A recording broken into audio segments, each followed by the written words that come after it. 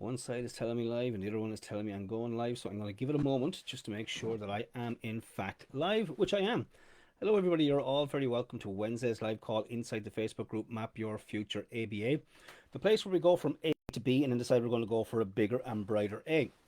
Now, later today this call will also be on my YouTube channel Map Your Future 25, and if you are watching on YouTube, do hit the subscribe button so you never miss out any of the episodes. Okay, so today's talk is all about the anti failure formula, how to build habits that separate you from the crowd. What if I told you that success isn't about talent, luck, or even intelligence? It's about doing the things that failures refuse to do. The problem, though, is those things suck. They're boring, they can be hard, and they're usually uncomfortable, especially at the beginning. So, how do you make yourself do them when every cell in your body says, nope, I am not doing that?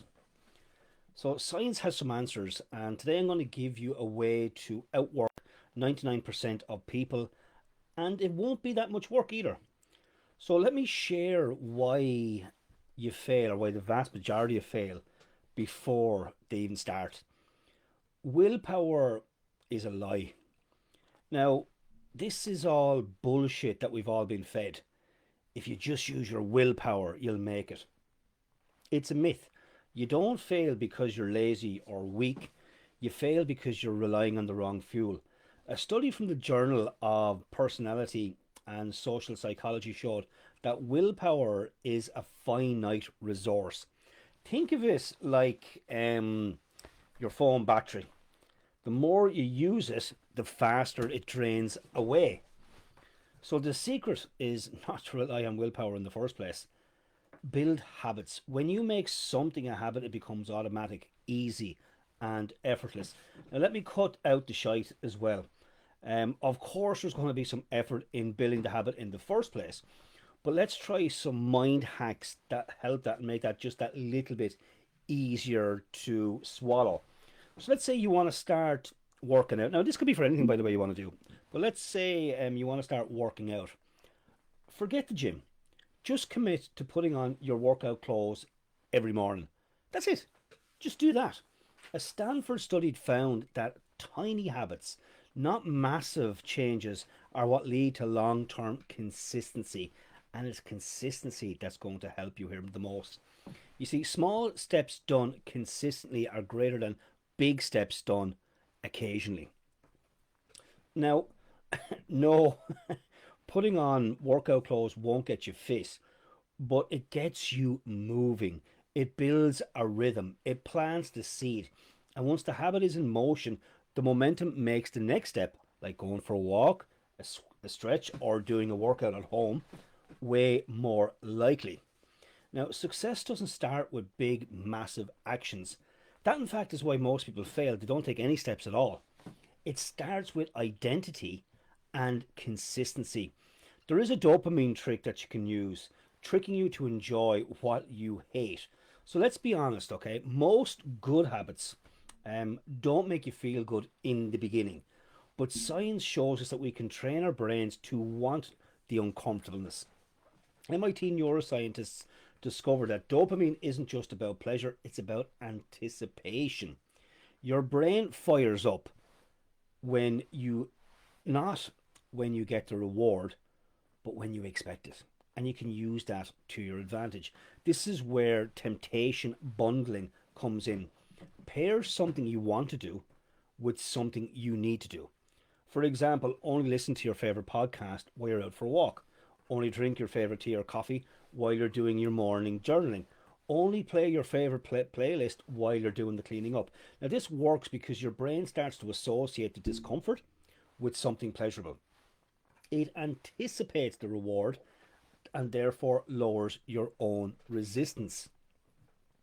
Pick something you usually avoid, but you know that is going to be helpful to you and your life in the long run.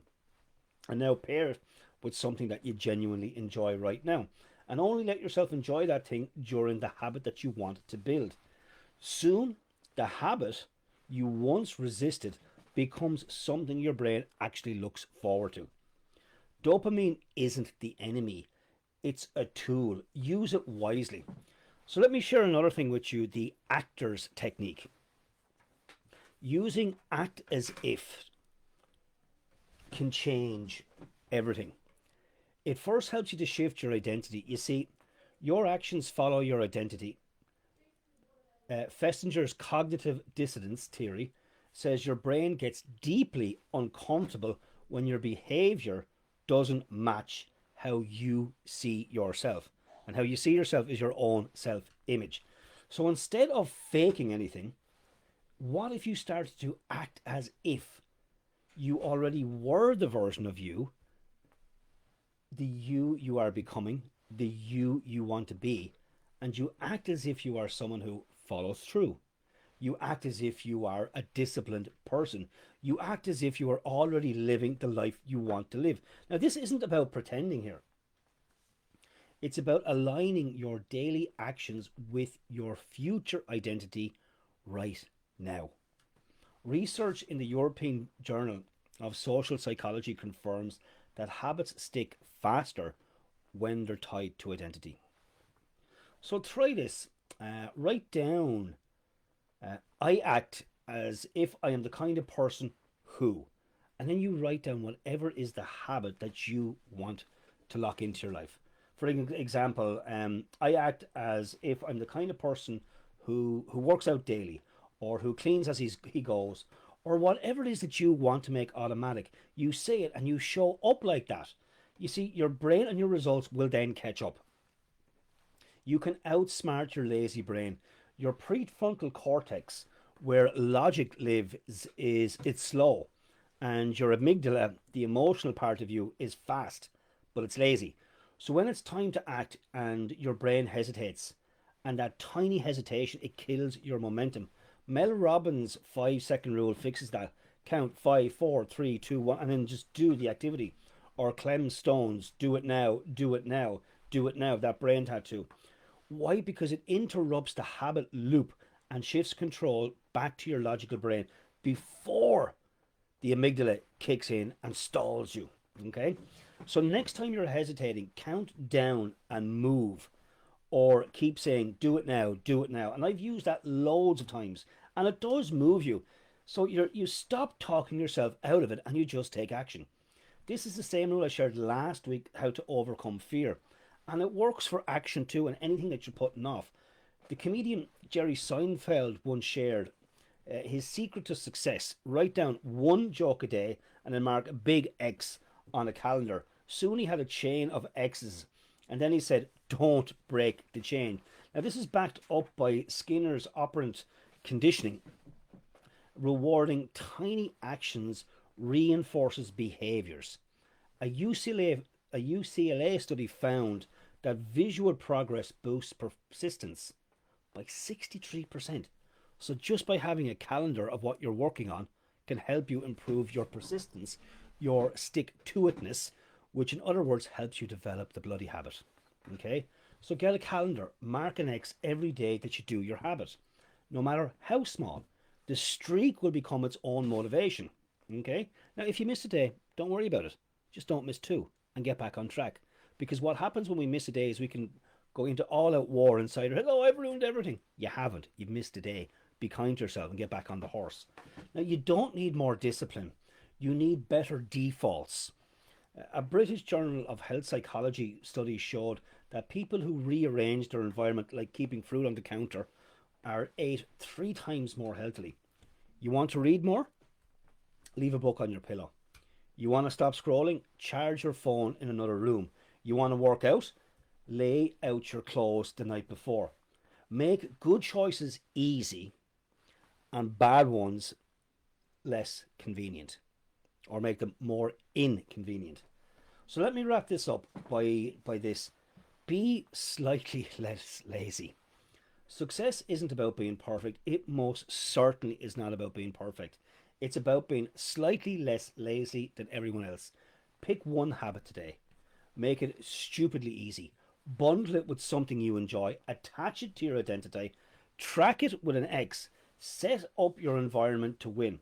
And most of all, remember this: every time you do the thing that you don't want to do, you're not just building a habit, you're building a new identity of the kind of person who wins.